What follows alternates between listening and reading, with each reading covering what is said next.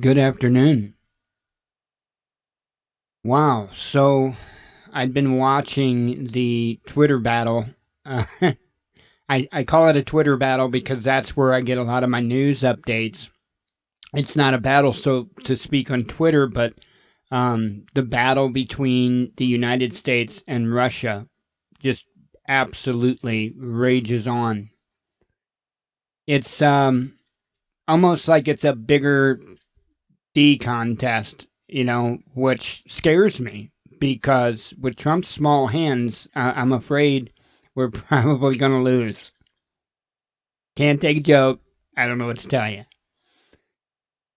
So I've got that in the Twitter feed that I'm going to go over, and actually a shocking. The very first thing is pretty shocking.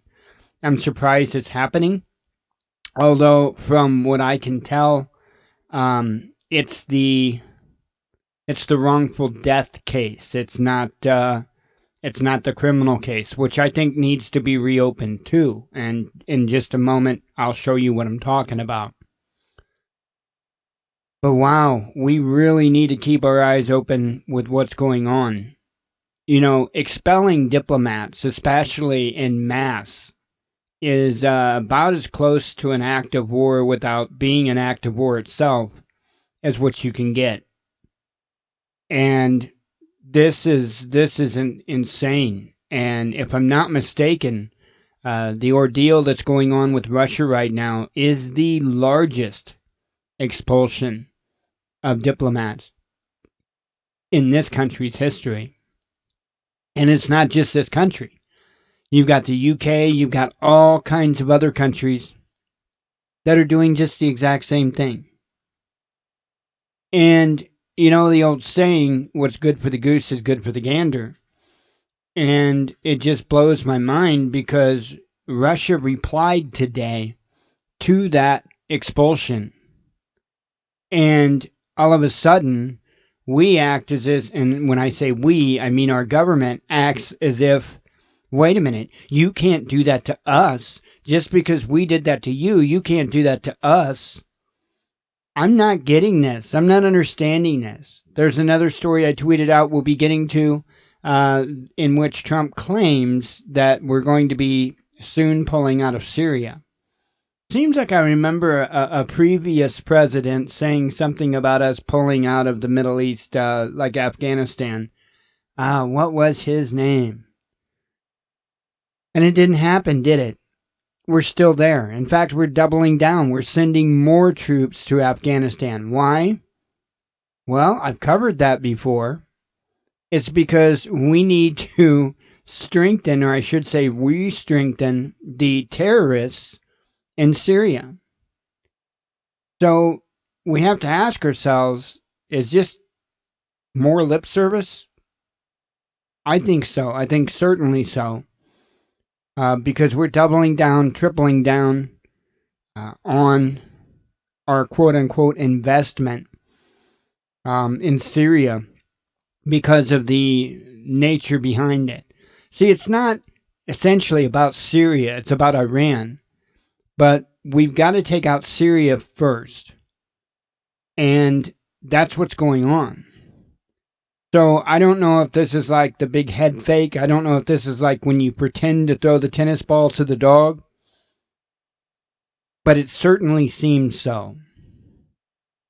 Let me let me go ahead and get with the Twitter feed here, and I'll go over a couple articles with you, discuss it a little bit, and we'll go from there.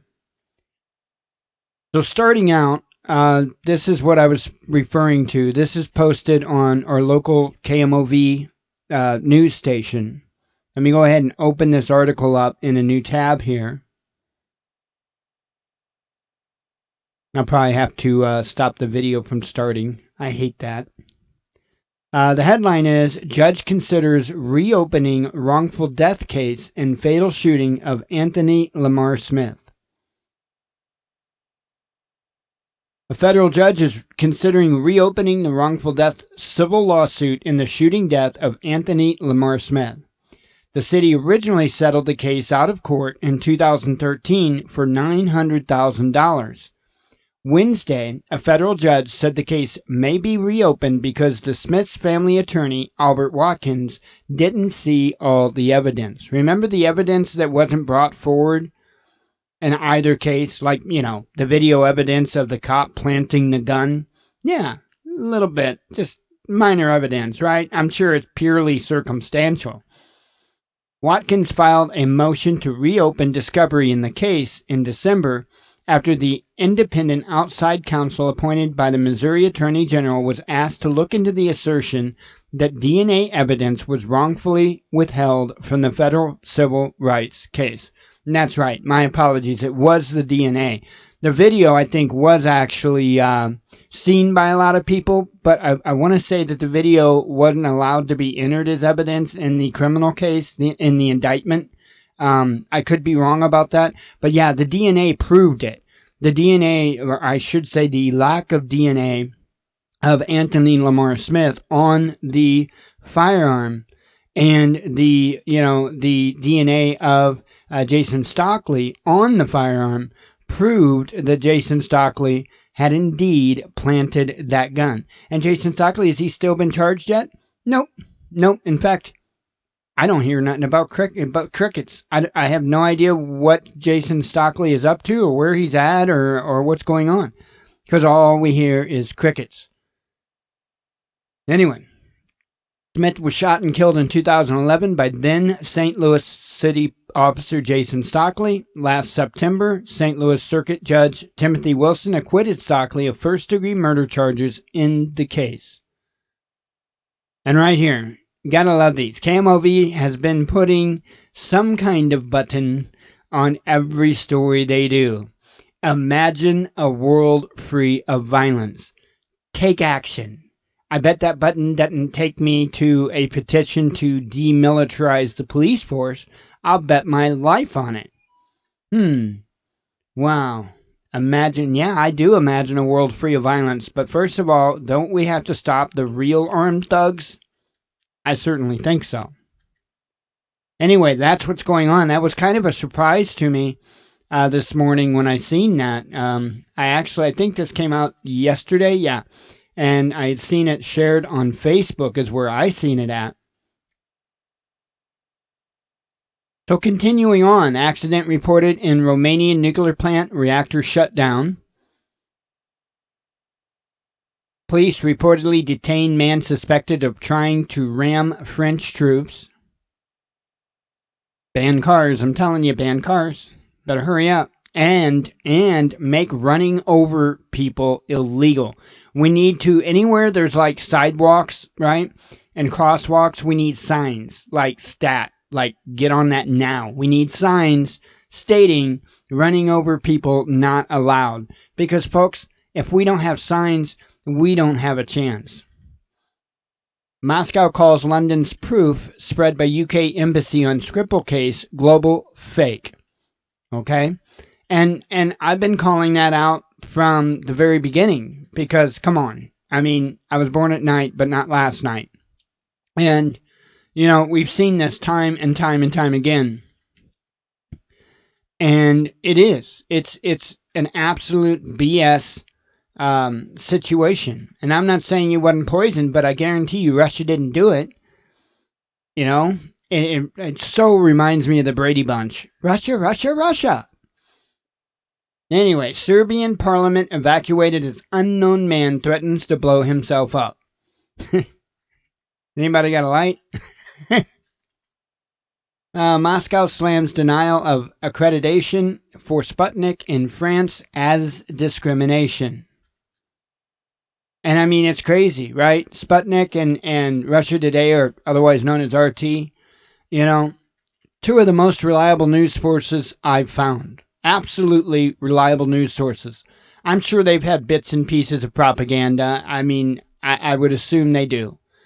But I'll tell you what, at the end of the day, when you do your own digging, when you look for your own evidence, you will find out that RT and Sputnik are probably some of the most solid news sources available. Now, they may not particularly lean towards your political ideologies, but they tell the truth. Ideologies don't matter. I mean, that's just a fact, right? And I've double checked and triple checked many of their stories, and they've hit the nail on the head with a lot of them. And that's exactly why both RT and Sputnik have gotten just pummeled in different countries because they're telling the truth. Francis Sarkozy set to face trial for corruption, misuse of influence. That's still shocking to me too. I'm still asking the question, who did he piss off, right? Just like Blagojevich in Illinois, who did he piss off? Because they're all doing the same thing, right? All doing the same thing. Who did he piss off? Here's one for JSNIP4. In fact, I even tagged him in the tweet. I said, thoughts, realist news? Going down, Bitcoin and crypto market dropping into danger territory. I keep telling folks, and I was talking to Jen about this earlier today. And you know what? It doesn't matter what crypto is based on. Because, okay, let's say we lose the dollar. Let's say we lose the entire dollar. Everything goes down. Banks close. Yada, yada, yada. How are you going to get your crypto? Because first of all, there's going to be massive unrest. Massive unrest. So if we're able to keep our electricity and communication after the dollar goes down, that's a huge plus. But I don't see that happening. That's funny talk. So if you can't connect to the internet, how are you going to get into your crypto wallet to begin with? And let's just say miraculously you can get into your crypto wallet. Um, what are you going to do with it? You're going to show people the numbers? Well, look right here. I've got $5 zillion here on my phone. Look, see on the screen. See, I need money. Give me money. Yeah, you can't make stupid this much up. You can't. You absolutely can't. Again, I'm not slamming anybody that wants to invest, okay? But don't use it for an SHTF currency. It still boggles my mind that people that the very people that always talked up, and I'm not just talking about Jason and 4, I'm talking about a lot of them that always said, oh no, you got to have physical. If you can't hold it, it doesn't exist, right? So these very same people are going crypto, crypto, crypto. And I'm thinking, wow, this is insane. These are the very people that warn against cashless societies, warn against, one world currency, and yet they're partaking in it and promoting it. That's the silly thing. They're promoting it. Russia to close U.S. consulate in St. Petersburg, expel same number of diplomats as U.S. And I want to read that report. Maybe. Russia will expel 60 U.S. diplomats and close the U.S. consulate in St. Petersburg in a response mirroring the mass expulsion of Russian diplomats initiated by the U.S. and U.K., Foreign Minister Sergei Lavrov said. U.S. Ambassador to Moscow John Huntsman has been summoned to the Foreign Ministry and told the news by Deputy FM Sergei Ryabkov, I can't say his name, Ryabkov something. Lavrov said at the press conference following a meeting that the special UN envoy for Syria, Staffan de Mistura, on Monday, Washington expelled 48 Russian diplomats from the bilateral mission and 12 more from the UN mission and shut down the Russian consulate in Seattle. Canada, Australia, and a number of U.S. allies in Europe have followed up by expelling over 90 Russian diplomats. In addition to the mirror response to the U.S., Moscow will expel the equal number of diplomats from those countries, Lavrov said. Among the U.S. diplomats being expelled are 58 from the U.S. Embassy in Moscow and 2 officials from the General Consulate in, Yekaterinburg, the Russian Foreign Ministry announced. The diplomats will have until April 5th to leave Russia. The U.S. General Consulate in St. Petersburg is to be shut down by March 31st. We invite the U.S. government, which is encouraging and fanning the campaign of slander against our country, to rethink and stop these reckless actions destroying our bilateral relations, the Ministry of Foreign Affairs said in a statement. The expulsions of Russian diplomats began on March 14th when the UK declared 23 people persona non grata, claiming that Moscow was highly likely behind the alleged poisoning of former spy Sergei Skripal and his daughter Yulia with the chemical agent Novichok. You know, the one that Russia doesn't even make. Russia has denied the allegations and requested the British government to provide evidence. So far, there has been none. Same amount of evidence as in the Russian collusion. Can you believe it? U.S. State Department spokeswoman Heather Nauert protested Russia's unwarranted response against our entirely justified action. There is no justification for the Russian response, Nauert said, describing Russia as not serious about being a cooperative world player. Right? Doesn't that remind you, like, of the citizens and law enforcement in this country?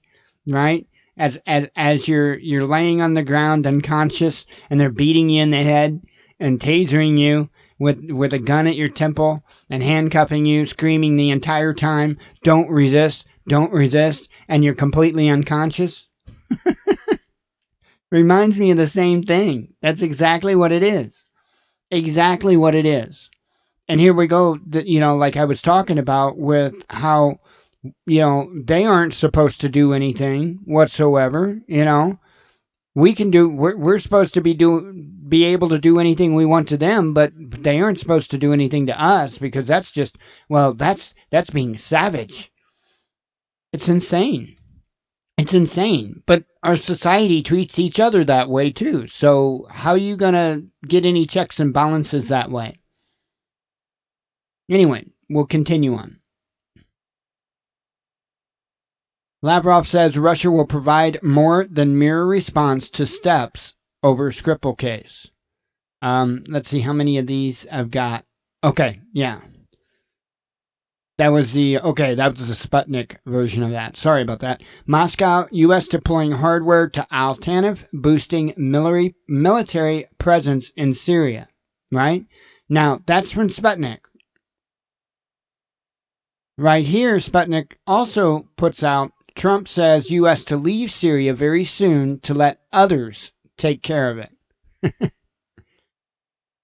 And that's actually, the more I think about that headline, man, that could be concerning. Let me go ahead and read this article, and we'll make sure to read that article as well, and then I'll tell you what my concerns are with that. Oops. I meant new tab, not new window. Moscow says U.S. deploying hardware to Tanev, and I'm calling it Tanev. I'm sure it's not pronounced that way. Boosting military presence in Syria. Russian Foreign Ministry spokeswoman Maria Zakharova has commented on the situation in eastern Ghouta and the U.S. military presence in Syria. Moscow is concerned by Washington's plans to fortify its military presence in Syria at the U.S. military base in Tanev as heavy military equipment is arriving. It's arriving, not leaving. Russian Foreign Ministry spokeswoman Maria Zakharova said at a briefing.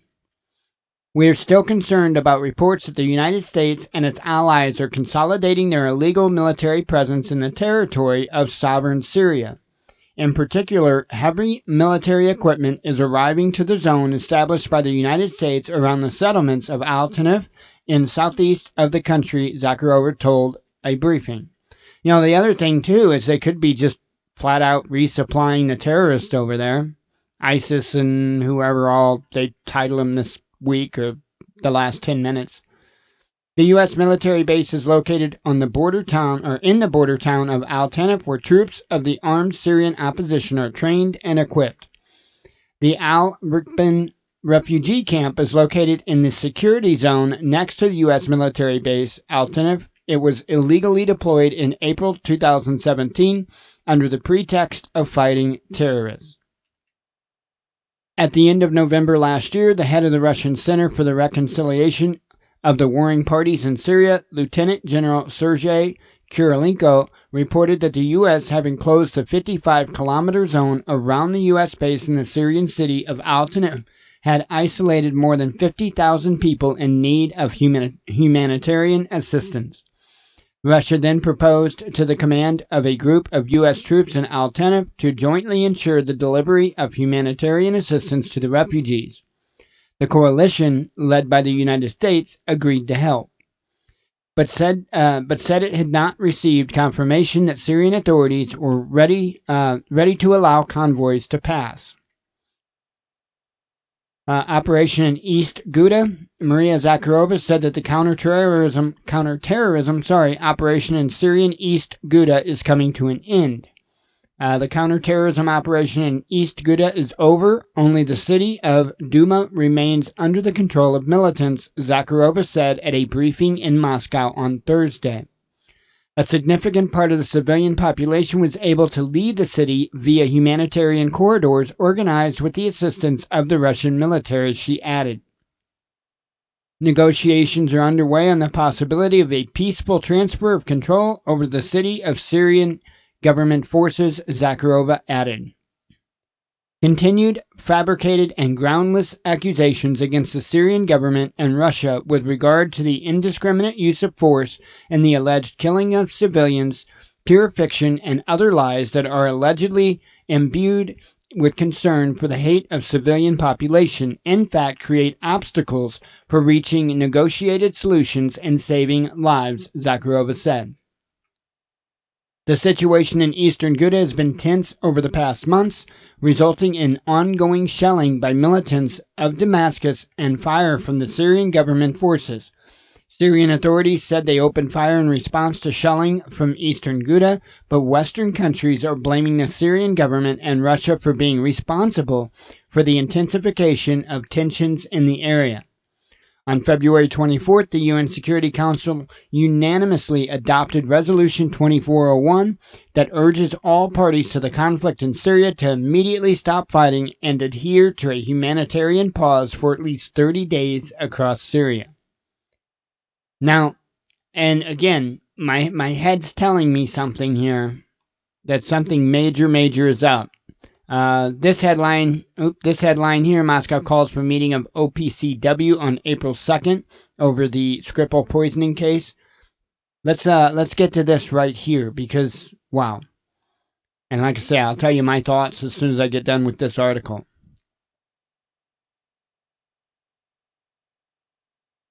Trump says U.S. to leave Syria very soon to let others take care of it.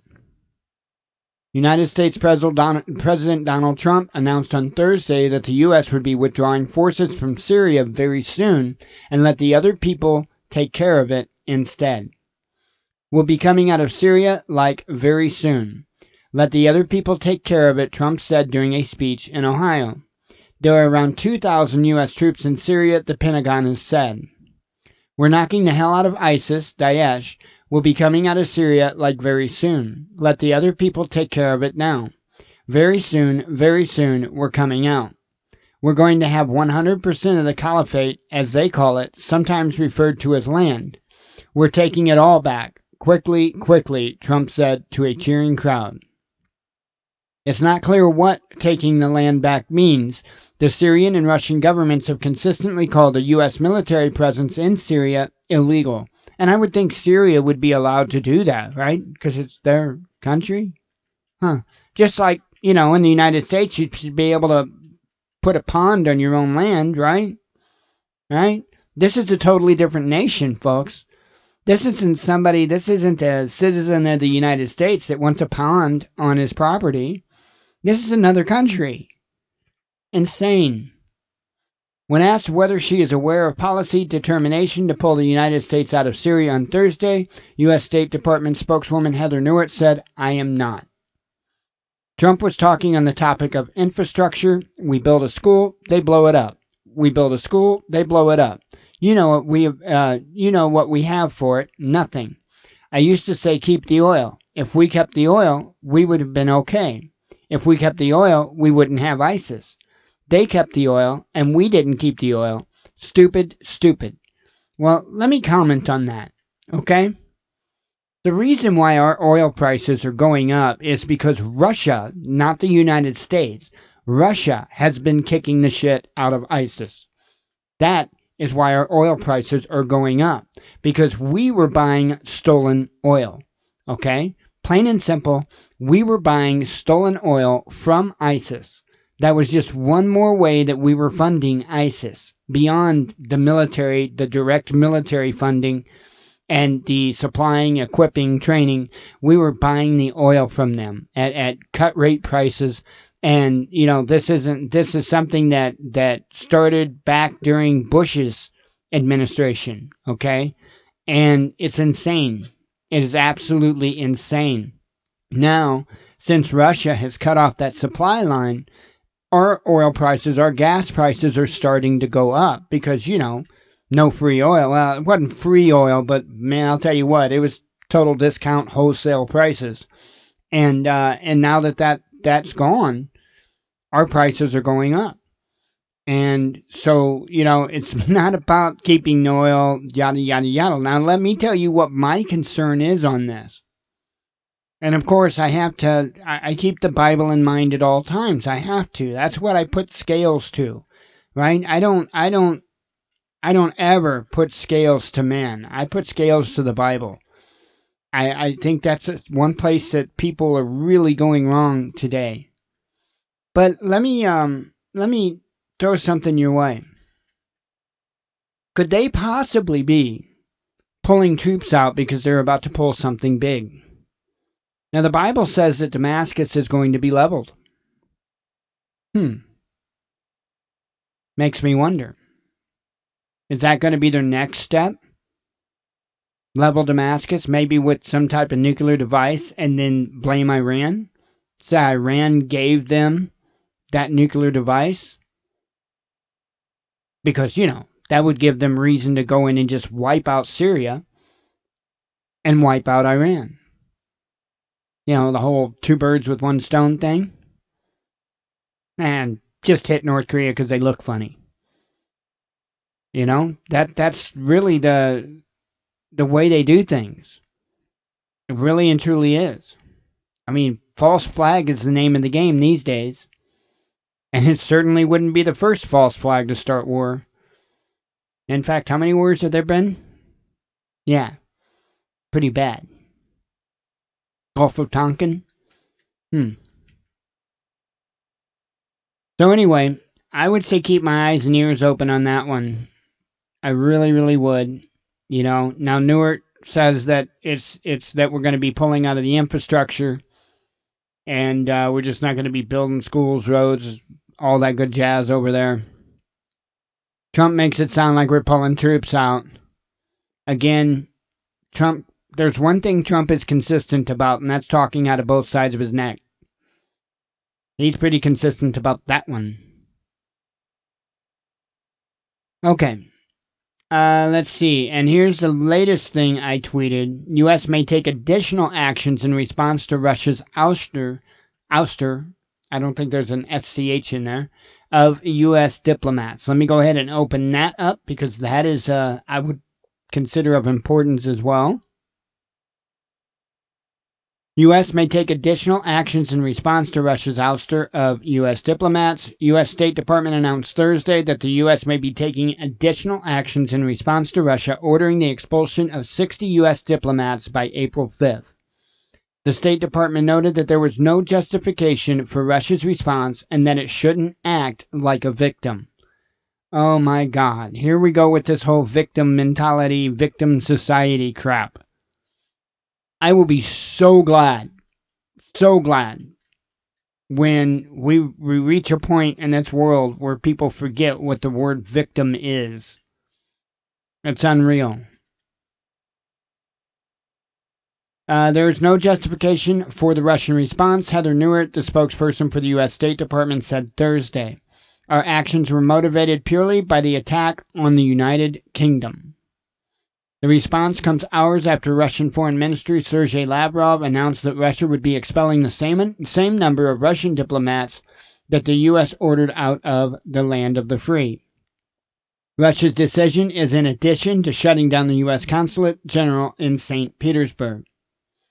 The measures will be reciprocal, Lavrov said at a briefing. They include expulsion of the equivalent number of diplomats, and they include our decision to withdraw our agreement to allow the United States General Consulate to operate in St. Petersburg. Lavrov noted that 58 diplomatic employers would be removed from the U.S. Embassy in Moscow and that 2 staffers would have to leave the Consulate General in Ekaterinburg by April 5th. Americans stationed in the St. Petersburg address would have the next 2 days to leave. More than 150 Russian diplomats have been ordered out of their stations following UK Prime Minister Theresa May's announcement on March 14 that she would be expelling 23 Russian diplomats following the nerve agent attack on former spy Sergei Skripal and his daughter Yulia. On March 4th, the pair were found unconscious on a beach at a shopping mall in the UK's Salisbury area. Though Russia has repeatedly denied having any involvement in the nerve agent attack, May has continued to blame Russia. And I want to remind everybody, too, way back, one of the planes that was taken down, and I'm not talking about MH870 or whatever that went down over the water. There was a plane that was shot out of the air by a fighter jet, or at least that's what I think. It could have been a manpad, but I'm pretty sure they determined that it was a fighter jet. And right away, I mean, I don't even know if the bodies were able to hit the ground yet before the United States was blaming Russia. I mean, it was insane. Insane. And we've seen this exact same thing, folks. And who was president then, by the way? Obama. Okay? So here we go again. We've got 3 administrations in a row now, okay, that absolutely refuse to do anything outside of the agenda. You can talk about draining the swamp all day long, but until you actually do something to drain the actual swamp, lip service, folks. It's lip service. See, we've got a lot to worry about in this country. We most definitely do. Again, one of the canaries in the coal mine is when your child can't sell lemonade in their yard. I mean, come on now. We've got a lot to worry about in this country. But we've got a lot more to worry about abroad. You know? They say think out of the box. Sometimes you got to think out of the country too. The same sentiment. We can't just, oh, well, I'm not worried, it's over there. Yeah, well, shit rolls downhill. And we're pretty downhill. I mean, it's, folks, we better pull our heads out of our butts. Now, I don't even know if there's anything we can do other than prepare as individuals, other than try to mend relationships with those around us. I don't mean those on Facebook. I don't mean those on Twitter, YouTube, or anywhere else. I mean those around us.